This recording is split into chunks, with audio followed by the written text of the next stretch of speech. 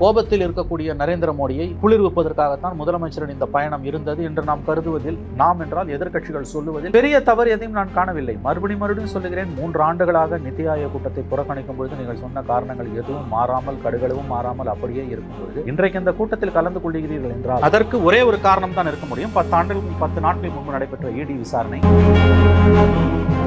தப்பு செஞ்சவனை ஈடி காப்பாற்றும்.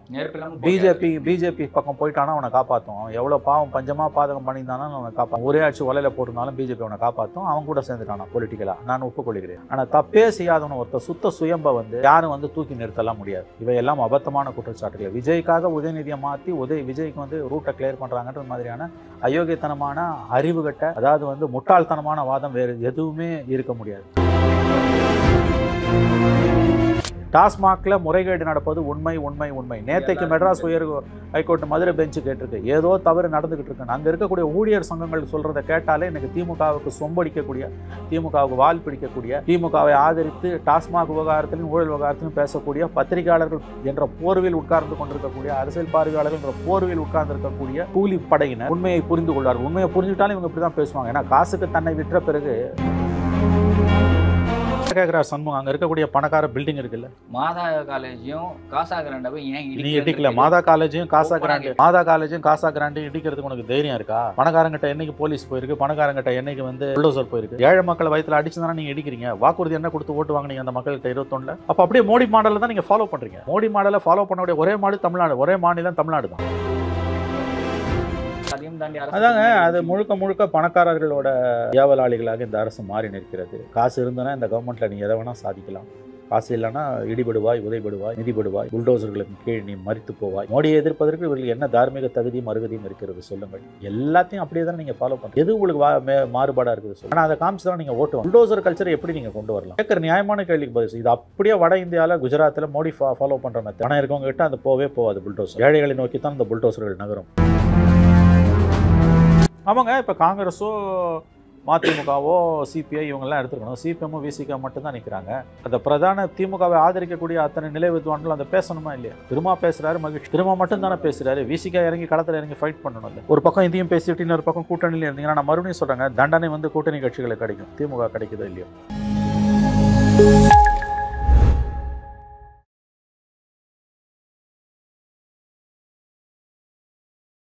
நேயர்களுக்கு வணக்கம். அரசியல் பல பரபரப்பான கட்டங்களை நோக்கி நகர்ந்து கொண்டு வருகிறது. அது குறித்து வதைக்க மூத்த பத்திரிகையாளர் திரு மணி அவர்கள் நம்ம இணைந்திருக்கிறார். வணக்கம் சார். சார் வணக்கம் சார். முதல்வரின் டெல்லி பயணம் நிதி ஆயோக்காகவா இல்லைனா உதயநிதியை காப்பாற்றவா அப்படின்ற ஒரு மிகப்பெரிய ஒரு டிஸ்கஷன் தமிழ்நாடு ஃபுல்லாக போயிட்டு இருக்கு. உதயநிதி சிறை செல்வார்ன்ற விஷயங்கள்லாம் பேசிக்கிட்டு இருக்காங்க. அதுக்கான வாய்ப்புகள் குறைவாக இருக்க மாதிரி தான் தென்படுது. நீங்க என்ன நினைக்கிறீங்க? இல்லை, இப்போ இந்த உதயநிதி சிறைக்கு போவாரா இல்லைன்றதெல்லாம் ரெண்டாவது. முக்கியமான விஷயம் இந்த முறை நிதி ஆயோக் கூட்டத்துக்கு முதலமைச்சர் ஏன் போனார்? கடந்த முறை 4 ஆண்டுகளாக அவர் பதவியேற்ற 4 ஆண்டுகளில் அவர் எனக்கு தெரிந்து ஒரு முறை கூட போனதில்லை. 21 கொரோனா, அதனால் தப்பிச்சிடுச்சு. அதன் பிறகு 22, 23, 24 அவர் போகவே இல்லை. 24ஆம் ஆண்டு, கடந்த ஆண்டு நிதி ஆயோக் கூட்டத்துக்கு மோடி கவர்மெண்ட் ஜெயிச்சு வந்த பிறகு, 3வது முறை ஜெயிச்சு வந்த பிறகு அவர் போகாதது மட்டுமல்லாமல் தான் ஏன் போகவில்லை என்பதை விளக்கி ஒரு வீடியோ வெளியிட்டார். மற்ற மாநில முதலமைச்சர்களும், குறிப்பாக எதிர்க்கட்சி ஆளக்கூடிய மாநிலங்களில் நீங்கள் போக வேண்டாம் என்ற கோரிக்கை வைத்தும் அந்த வீடியோவில் அவர் பேசியிருந்தார். இதுவரை கடந்த 3 ஆண்டுகள், முதல் ஆண்டு கொரோனா என்று விட்டுவிடலாம் 21, 3 ஆண்டுகளாக நிதி ஆயோக் கூட்டத்தை தமிழக முதலமைச்சர் மு.க. ஸ்டாலின் புறக்கணிப்பதற்கு இருந்த காரணங்கள் அத்தனையும் இன்றளவும் அப்படியே இருக்கின்றன. கடந்த 3 ஆண்டுகளாக நிதி ஆயோக் கூட்டத்தை முதலமைச்சர் ஸ்டாலின் புறக்கணித்ததற்கான காரணங்கள் இன்றளவும் அப்படியே இருந்து கொண்டிருக்கின்றன. கடுகளவும் அதில் மாற்றம் இல்லை. 2வது, சமக்கிர சிக்ஷா விஷயத்தில் 2000 சொச்சம் கோடி தமிழக அரசு விடுவிக்க வேணும்னு மத்திய அரசுக்கு எதிராக வழக்கம் தொடுத்திருக்கிறது தமிழக அரசு. ஆகவே இந்த பின்புலத்தில் மீண்டும் சொல்லுகிறேன், 3வது முறையாக கடந்த 3 ஆண்டுகளாக புறக்கணிப்பதற்கு இருந்த காரணங்கள் அத்தனையும், நிதி ஆயோக் கூட்டத்தை புறக்கணிப்பதற்கு இருந்த காரணங்கள் அத்தனையும் அப்படியே இன்றளவும் இருந்து கொண்டிருக்கும் பொழுது எந்த காலச்சூழல் மாற்றம் ஏற்பட்டிருக்கிறது? ஆங்கிலத்தில் சொல்வது என்றால் there is a change in circumstances என்று சொல்வார்.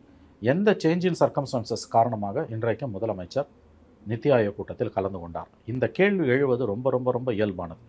ஏனெனில் மோடி எதிர்ப்புக்கு ஒரு மையப்புள்ளியாக, காந்தமாக தன்னை உருவாக்கி கொண்டிருக்கக்கூடிய மு.க. ஸ்டாலின், அது மும்மொழி கொள்கையாக இருக்கலாம், டீலிமிட்டேஷனாக இருக்கலாம், நிதி பங்கீடு தொடர்பான விஷயங்களாக இருக்கலாம், நிதி ஆயோக் கூட்டங்களாக இருக்கலாம், நியூ எஜுகேஷன் பாலிசியாக இருக்கலாம், நீட் விவகாரமாக இருக்கலாம், மாநில உரிமைகள் சம்பந்தப்பட்டதாக இருக்கலாம், எது ஆளுநரின் அதிகாரங்கள் சம்பந்தப்பட்டதாக இருக்கலாம், எதுவாக வேண்டுமானாலும் இருக்கட்டும். இன்றைக்கு தேசிய அளவில் நரேந்திர மோடியை எதிர்க்கக்கூடிய நம்பர் 1 அரசியல் கட்சி தலைவராக காங்கிரஸ் கூட இல்லை, மு.க. ஸ்டாலின் தான் இருந்து கொண்டிருக்கிறார். கிளைம் பண்ணிக்கிறாங்க பல இடங்களில் கிளைம் பண்ணியிருக்கிறாங்க, இருந்து கொண்டிருக்கிறார் என்றே வைத்துக் கொள்வோம். நான் அதை ஃபேஸ் வேல்யூல எடுத்துக்கிறேன். எஸ், அவர் கடந்த ஆண்டு மற்ற மாநில முதலமைச்சர்களையும் தான் போகாது மட்டுமல்ல போகாதீர்கள் என்று வேண்டுகோள் விடுத்தார். இன்னைக்கு அந்த சூழ்நிலையில் இன்றைக்கு எந்த மாற்றம் ஏற்பட்டிருக்கிறது? மறுபடியும் சொல்லுகிறேன், what is the change of circumstances? கடுகளவு மாற்றமும் இன்றைக்கு இல்லாத சூழ்நிலையில் நீங்கள் போய் இன்றைக்கு நித்தி ஆயோக் கூட்டத்தில் கலந்து கொள்கிறீர்கள், அதற்கு பிறகு முதல்ல பிரதமரை தனியாக சந்தித்து பேசுகிறீர்கள். இவற்றை நாம் எப்படி புரிந்து கொள்வது?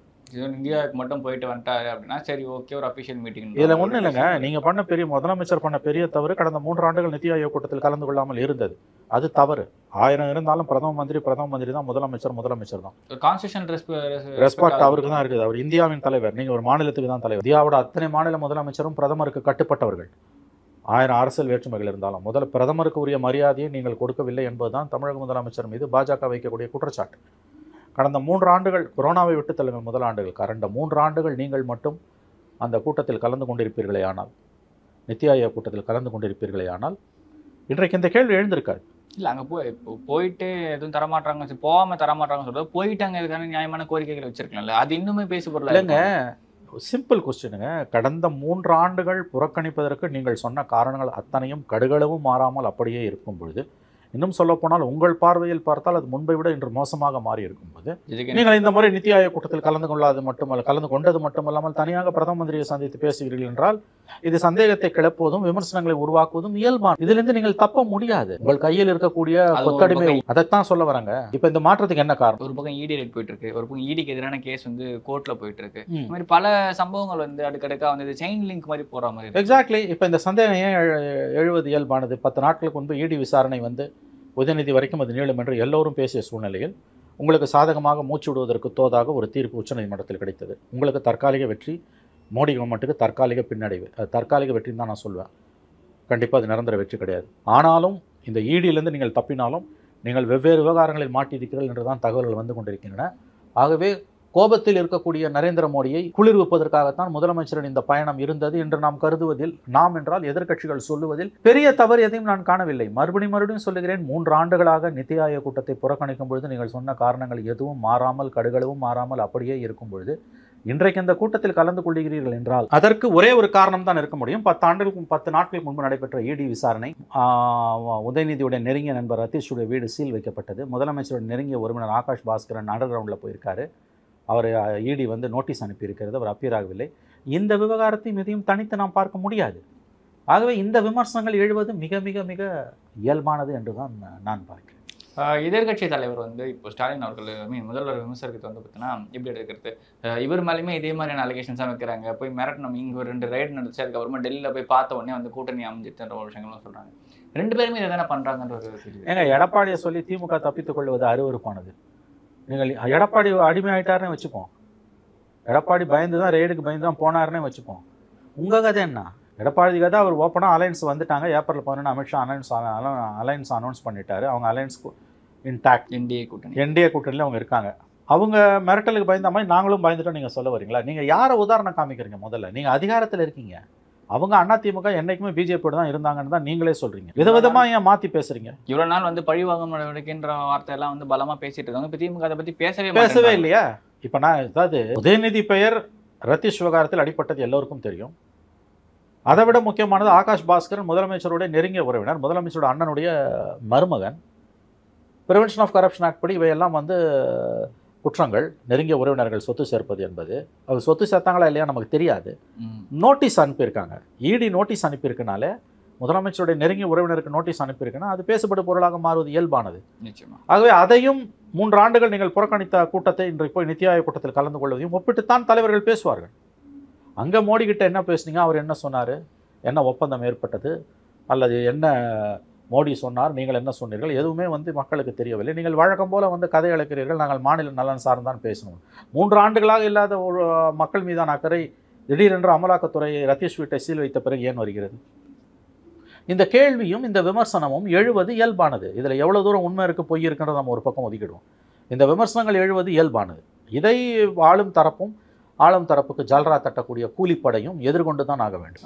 இதில் இன்னொரு விஷயம் பார்க்க வேண்டியதாக இருக்குல்ல, இப்போ இந்த விஷயங்கள்லாம் விஜய்க்காக பண்ணுறாங்க, பிஜேபி அப்படின்ற மாதிரி விஷயங்கள் வந்து ஃப்ரேம் பண்ணுறாங்களே, அது எப்படி உதயநிதி டார்கெட் பண்ணது விஜய் அவர்களுக்கு ஃபீல்டை கிளியர் பண்ணி கொடுக்கறதுக்காக இருக்கும் அப்படின்ற மாதிரி விஷயங்கள் ஃப்ரேம் பண்ணுறாங்க.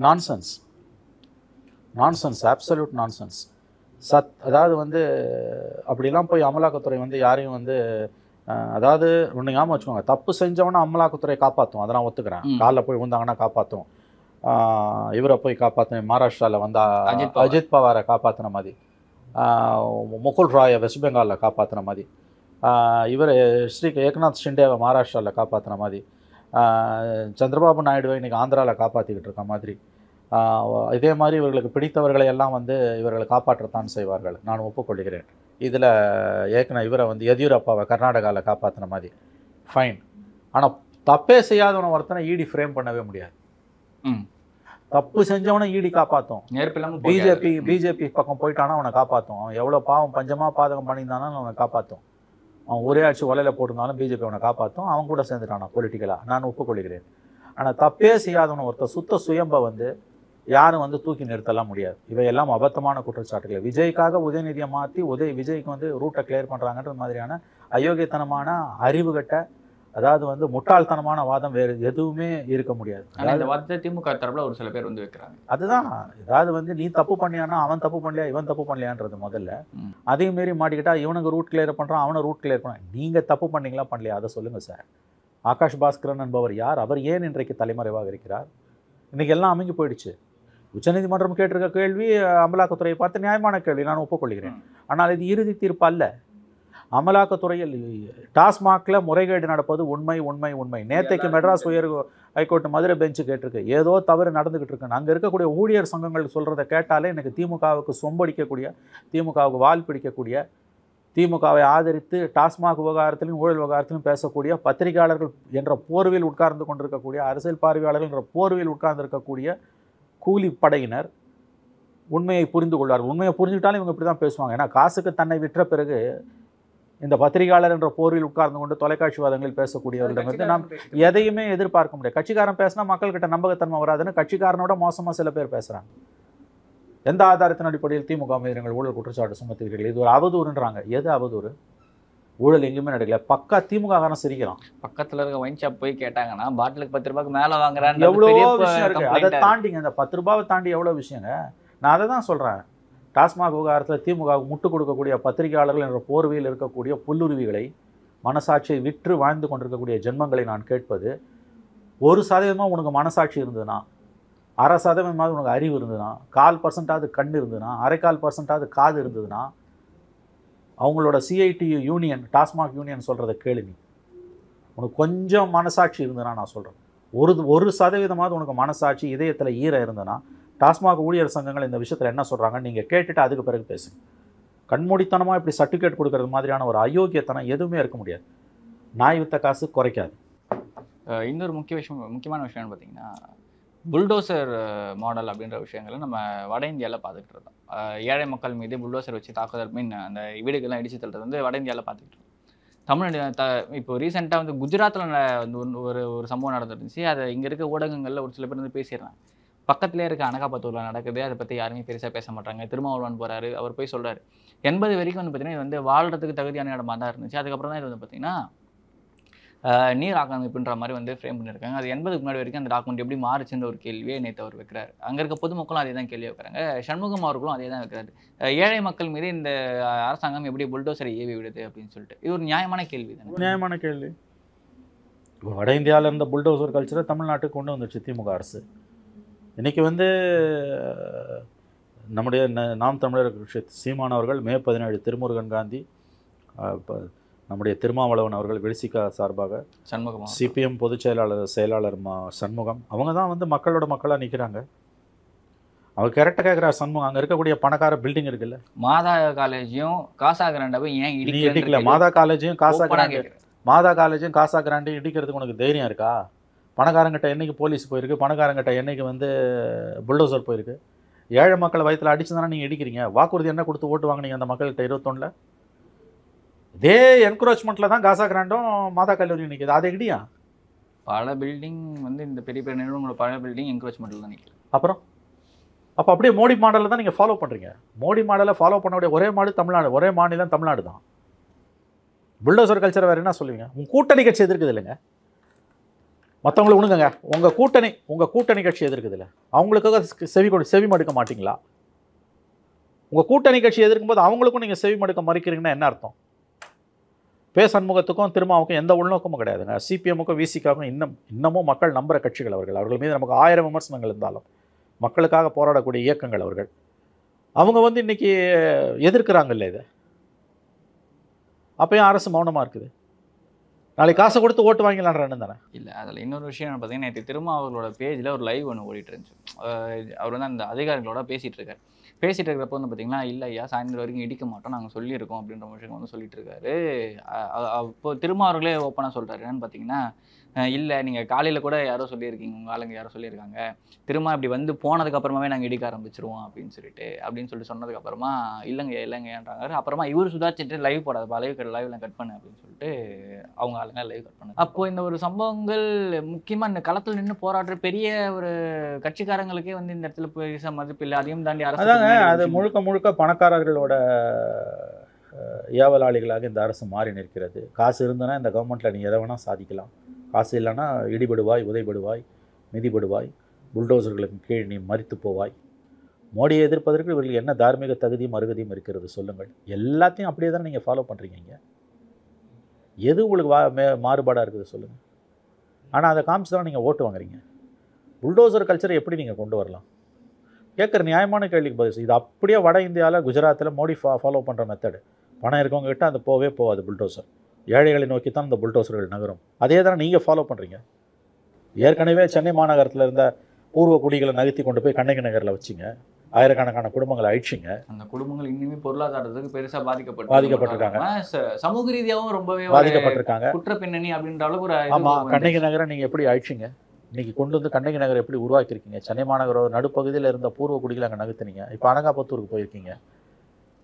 அது முழுக்க பெரும் பணக்காரர்களுக்காக, பெருந்தனக்காரர்களுக்காக, கார்பரேட்டுகளுக்காக செயல்படக்கூடிய அரசு தான் இந்த அரசு. இன்னமும் இந்த அரசை இவர்கள் நம்பிக்கொண்டு இவர்களுடைய மோடி எதிர்ப்பில், இவருடைய பிஜேபி எதிர்ப்பில் இவர்களுக்கு யாராவது நம்பிக்கை வைப்பார்களை இருக்குமே ஆனால் அவர்களை பார்த்து நாம் நகைக்கத்தான் முடியும். இவ்வளோ நாள் அந்த ரேஷன் கடை இருக்குது, இவ்வளோ நாள் அந்த இடத்துல வந்து பார்த்திங்கன்னா கரண்ட்லேருந்து எல்லா சர்வீஸுமே இருக்குது. அப்போல்லாம் இந்த கவர்மெண்ட்டுக்கு எங்கே போச்சு? ஒரு என்கரேஜ்மெண்ட்டுக்குள்ளே எப்படி இதெல்லாம் கொடுக்குறாங்கன்ற ஒரு கேள்வி இருக்கலாம். அங்கே இருக்க விஏஓ ஆர்ஐ என்ன பதில் சொல்லுவாங்க? ஒரு முக்கியமாக நடவடிக்கை எடுக்கணும்னா இது வரைக்கும் அங்கே சர்வ் பண்ண விஏஓ ஆர்ஐ தான் நடவடிக்கை எடுக்கணும். என்கரேஜ்மெண்ட்டை எப்படி விட்ட எவ்வளோ அடுத்த வருஷம் எலெக்ஷன் வச்சுட்டு இவங்க இதை செய்கிறாங்க. அந்த தைரியம் எங்கேருந்து வருதுன்னு அதை தான் கேட்குறேன். அதுதான் அந்த தைரியம் உனக்கு எங்கேருந்து வருது? கூட்டணி கட்சிகள் எதிர்க்கட்சிகள். நான் கேட்குறேன், கூட்டணி கட்சிகள் தடுக்கும் போது கூட்டணி கட்சிகளுக்கு அது மதிப்பு கொடுத்து இந்த நடவடிக்கையை நிறுத்தணுமா இல்லையா? டெம்பரவரியாவது நீ நிறுத்த, தற்காலிகமாவது நிறுத்த. ஏன் மெயின் ஸ்ட்ரீம் மீடியா கண்டுக்க மாட்டேங்குது? டோட்டலாக கொலாப்ஸ் ஆகி கிடக்குது இல்லை? மோடி எதிர்ப்பு, பாஜக எதிர்ப்புன்ற ஒற்றை புள்ளியை வச்சுட்டு இந்த புல்டோசர் மாடல்ன்றதே தப்பு அப்படின்னு பேசிட்டு இருந்த இதே திமுக அரசு அது அப்படியே எல்லா விஷயத்திலையும் இவங்க மோடியை பின்பற்றுபவர்கள். நான் சொல்றேங்க, இவர்கள் மோடியின் ஃபாலோயர்ஸ், மோடியின் வழி நடப்பவர்கள் தான் திமுகவினர். இவங்க திமுக அரசு மோடி வழி நடக்கக்கூடிய ஒரு அரசு. இதை ராம்தாஸ் சொல்லியிருக்காருல, புதிய கல்விக் கொள்கையை வந்து மாநில அரசு ஒரு கல்விக் கொள்கையை வகுப்பதுக்கு ஒரு குழு அமைக்குது. அந்த அறிக்கை 24 சமரிக்கப்படுது. இன்ன வரைக்கும் அந்த அறிக்கையை நீ வெளியிட்ட. மாறா புதிய கல்விக் கொள்கையில் இருக்க பல விஷயங்களை நீங்க சைலண்டா இம்ப்ளிமெண்ட் பண்ண ஆரம்பிச்சிட்டீங்க. ராமதாஸ் சொல்றாரு, பழைய புதிய நீங்க மாற்றா கொண்டு வந்த அந்த நீதிபதி டெல்லி உயர்நீதிமன்ற தலைமை நீதிபதி முருகேசன் அவர் தலைமையில் அமைக்கப்பட்ட அந்த குழு கொடுத்த அறிக்கையை ஏன் நீங்க இது வரைக்கும் வெளியிடல? பள்ளிகளில் ஜாதியை ஒழிப்பது, ஜாதிய குறியீடுகளை கொண்டு வரக்கூடாதுன்னு ஒழிப்பது சம்பந்தமா நீதிபதி சந்துரு கொடுத்த கமிட்டி அறிக்கையை ஏன் வெளியிடல? 1000 குழுவை போடுறது பெருசு இல்லைங்க. அது எல்லாத்தையும் வாங்கி காலு கீழே போட்டு, நாற்காலி கீழே போட்டு உட்காந்துக்கிறீங்கன்னா எதுக்கு இதெல்லாம்? இதே இந்த ரேடிகேஷன் சிஸ்டம்காக திருப்புகழ் கிட்ட இருந்து ஒரு கமிட்டி வந்து ஒரு ரிப்போர்ட் வாங்கினாங்க. அது எங்க போச்சு? அருணா ஜெகதீசனோட ரிப்போர்ட். இல்லை, அது வந்துச்சு. அதை இம்ப்ளிமெண்ட் பண்ண மாட்டோம்னு சொல்லிட்டாங்க வெளிப்படையாவே. போலீஸ் மேலே நடவடிக்கை எடுக்க மாட்டாங்க. போலீஸ் லாபியை காப்பாற்றுறதுல கண்ணுங்கருத்தமாக இருக்கக்கூடியதான் ஸ்டாலின் அரசு. கை நீட்டி ஒரு பெண்மணியை அவருடைய கன்னத்தில் அறைந்த அதிகாரி இன்றைக்கு முதலமைச்சரோட குளத்தூர் தொகுதியில் துணை ஆணையாளராக இருக்கிறார். அப்போ பொய், பித்தலாட்டம் நம்ப வைத்து மக்களை கழுத்தறுப்பது, இதுதான் இந்த அரசாங்கத்தோட, திமுக அரசாங்கத்தோட வழிமுறை. இப்போ அது எங்கே வந்து நிற்குதுன்னா புல்டோசரில் வந்து நிற்குது. புல்டோசர் தானே மோடி கவர்மெண்ட்டோட குறியீடு. 2022 உத்தரப்பிரதேசத்தில் யோகி ஆதித்யநாத் வந்து சிம்பிளாகவே அதை கொண்டு போய் நிறுத்தி ஓட்டு கேட்டார்ல. நூற்றுக்கணக்கான புல்டோசர்களை கொண்டு போய் உத்தரப்பிரதேசத்தின் ஆயிரக்கணக்கான நகரங்களில் அவர்கள் வந்து பவனி வந்தார்கள். வெளிப்படையாக வச்சு ஜெயிச்சாங்க 2வது முறை. இன்னைக்கு அந்த வேலையை நீங்கள் ஆரம்பிச்சிருக்கீங்க. இந்த பாவத்தெல்லாம் இந்த அரசு எங்கே போய் கழுவ போகிறது என்று தெரியவில்லை. கூட இருக்கக்கூடிய கூட்டணி கட்சிகளுக்கும் இந்த பாவம் வந்து சேரும். மறுபடியும் சொல்லுகிறேன், திமுக அரசு செய்யக்கூடிய பாவங்களுக்கு கூட்டணி கட்சிகள் குறிப்பாக சிபிஎம்மும் விசிகாவும் சிலுவை சுமந்து கொண்டிருக்கிறார்கள். இதுதான் உண்மை. அவங்களால அந்த மக்கள் கிட்ட நின்று பேசக்கூட முடியாத அளவுக்கு ஒரு இக்கட்டான என்ன நியாயப்படுத்தும்? நாளைக்கு ஓட்டு கேட்கணும்ல, போய் ஏதோ நம்பி செய்கிற ஓட்டு கேட்குற, இன்னும் 10 மாதத்தில் எலெக்ஷனு. அவர் கேட்குறாரு, திருமாவளவன் சொல்லிட்டு இருக்காரு ஒரு இடத்துல, அட்லீஸ்ட் உங்களுக்கு டெம்பரவரியாவது ஒரு இடத்த அவங்களுக்கு நமக்கு கொடுக்கணும்ல, அது வரைக்கும் அவங்க ஹோல்ட் பண்ணலாம்ல, ஹோல்ட் பண்ணி நிறுத்தலாம்ல அப்படின்னு சொல்றதுக்கு, இல்லை சார் இதெல்லாம் வேலைலாம் நாங்கள் ஸ்டார்ட் பண்ணிட்டோம் அப்படின்ற மாதிரி விஷயங்கள் பதில் அவர் வேலை ஸ்டார்ட் பண்ணிட்டா அங்கே இருக்கிறவங்க அப்புறப்படுதுன்னா அவங்களுக்கு ஒரு மாற்று இடம் கொடுத்துருக்கணும். இவ்வளோ நாள் பட்டாலேருந்து 1000 ரூபாய் நிதி வரைக்கும் கொடுத்துட்டு இருக்கீங்க. நீங்கள் அந்த மக்களுக்கான மாற்று இடம்ன்றது மாற்று போக்கு எல்லா சலுகையும் அனுபவிக்கிறாங்க. அரசாங்கத்தோட எல்லா சலுகையும் அனுபவிக்கிறாங்க. மாதம் 1000 ரூபாவே அனுபவிக்கிறாங்க. இன்றைக்கி அவங்கள மாற்று இடம் கொடுக்காம வெளியில் தூக்கி போடுறது அப்படியே மோடி அரசோட பாணிங்க. அது குஜராத்தில் இது நடந்ததுங்க. 2001 2002லேருந்து 2014 வரைக்கும் 12 ஆண்டுகள் குஜராத்தில் நடந்த அட்டூழியம். அது ஒரு முறை வந்து குஜராத்தில் எனக்கு நன்றாக நினைவு இருக்குது, 2007 அல்லது 2008 அகமதாபாத் நகரோட வெளிப்புறத்தில் இதே மாதிரி 2000 குடும்பங்களை இவர்கள் புல்டோசரை வச்சு அகற்றி பெரிய ஒரு தொழில் நிறுவனத்தை தொடங்குவதற்காக வெளியில் ஸ்டே இருக்குது, அதை மீறி இவர்கள் நகர்த்துறாங்க. காலையில் 10 மணிக்கெல்லாம் ஹைகோர்ட்டில் மென்ஷன் பண்ணி உடனடியாக அந்த பணி நிறுத்தப்பட்டது மட்டும் இல்லாமல் ஒரு நாள் முழுவதும் தலைமைச் செயலாளர் கூண்டில் ஏற்றப்பட்டார் கண்டெம்ப்ட் ஆஃப் கோர்ட்டில். குஜராத் தலைமைச் செயலாளர் ஒரு நாள் முழுவதும் நீதிமன்ற தீர்ப்பை மீறியதற்காக, மோடி அரசின் நடவடிக்கைகளுக்கு அவருக்கு துணை போனதற்காக, நீதிமன்ற உத்தரவை நடைமுறைப்படுத்தாததற்காக, ஏழை மக்களை அப்புறப்படுத்தியதற்காக 2000க்கும் மேற்பட்ட குடும்பங்களை காலை 10 மணிலேருந்து மாலை 6 மணி வரையில் கூண்டில் ஏற்றி நிற்க வைக்கப்பட்டு தண்டனை கொடுக்கப்பட்டார் தலைமைச் செயலாளர். ஒரு எளிமையான கேள்வியை திரும்ப கேட்குறாரு, அவங்க எங்கே போவாங்கன்னு. திராவிட மாடல் அரசோட உண்மையான முகம் தெரியுது இல்லை உங்களுக்கு? ஏன்னா அந்த மக்களை பற்றி எப்படி யோசிக்காம ஒரு விஷயத்தை பண்ணுறாங்கன்ற ஒரு கேள்வி இருக்குல்ல. ஏங்க மெயின் ஸ்ட்ரீம் மீடியா பேச மறுக்குது? எதையோ விவாதிக்கிறானுங்கல்ல ராத்திரி 6 மணிலேருந்து 10 மணி வரைக்கும். கண்ணு முன்னால் நடக்குதுடா இது. மோடியை சொல்வதற்கு உங்களுக்கு என்ன தார்மீக தகுதி இருக்கு? இந்த இடத்துல இன்னொரு முக்கியமான விஷயம் பார்க்க வேண்டியதுன்னா, எதிர்க்கட்சிகளுமே இதை பேசலையேன்னு ஒரு கேள்வி இருக்குல்ல. ஆமாங்க, இப்போ காங்கிரஸோ மதிமுகவோ சிபிஐ இவங்கெல்லாம் எடுத்துக்கணும். சிபிஎம்மும் விசிகா மட்டும்தான் நிற்கிறாங்க. அந்த பிரதான திமுகவை ஆதரிக்கக்கூடிய அத்தனை நிலை வித்வான்கள் அந்த பேசணுமா இல்லையா? திரும்ப பேசுறாரு மகிழ்ச்சி, திரும்ப மட்டும் தானே பேசுறாரு. விசிகா இறங்கி களத்தில் இறங்கி ஃபைட் பண்ணணும் இல்லை? ஒரு பக்கம் இதையும் பேசிட்டு இன்னொரு பக்கம் கூட்டணியில் இருந்தீங்கன்னா, நான் மறுபடியும் சொல்கிறேங்க, தண்டனை வந்து கூட்டணி கட்சிகளுக்கு கிடைக்கும். திமுக கிடைக்குதோ இல்லையோ, இதுக்கான பலனை 26 திமுக அனுபவிக்குதோ இல்லையோ, கூட்டணி கட்சிகள் கண்டிப்பாக அனுபவிக்கும். இதெல்லாம் அப்படியே குஜராத் மாடலுங்க. அது புல்டோசரை வச்சு அடித்து தூக்குறது. எல்லா சலுகையிலையும் ஆண்டாண்டு காலமாக அனுபவிச்சு நீங்கள் சொல்கிற 1000 ரூபாய் வாங்குறோம், ரேஷன் கடை இருக்குது, அப்போல்லாம் உனக்கு தெரியாதா? இதே பகுதியில் இருக்க மக்கள் வந்து பார்த்தீங்கன்னா வெள்ளத்தில் முழுகினாங்க அப்படின்னு சொல்லிட்டு போன வருஷம் வரைக்கும் நிவாரண தொகை கொடுத்துருக்க நீ. அப்புறம் இப்போ போய் அவன் நகர்த்துற ஆக்கிரமிப்பேன். சரி, நகர்த்துறவனுக்கு தைரியம் இருந்ததுன்னா போய் அந்த பில்டிங்ஸை பெரிய பெரிய கார்பரேட் ஸ்ட்ரக்சர்ஸ் இருக்குல்ல, அவங்ககிட்ட உன்னால் போக முடியாதுல்ல. அவன் கட்டிட்டு இருக்கான். அப்போ இது யாருடைய? அவன் வீடு கட்டுறாங்க. ஆமாம். அப்போ இது யாருடைய? இன்னுமா நீங்கள் இவர்களை நம்புகிறீர்கள் என்ற கேள்விதான் திருமாவையும் சண்முகத்தையும் நோக்கி மக்கள் கேட்பாங்க. சண்முகம் திரும்ப கொடுத்துள்ள ஓப்பனாக காலேஜ் பேராசு இதெல்லாம் எதுவும் சொல்லவே இல்லை. சண்முகம் அவர்கள் சொன்னது வந்து பார்த்தீங்கன்னா ஓப்பனாக போடுறாரு, காசா கிராண்டாவை மாதா காலேஜ் நீ ஏன் கேட்கல அப்படின்னு சொல்லி.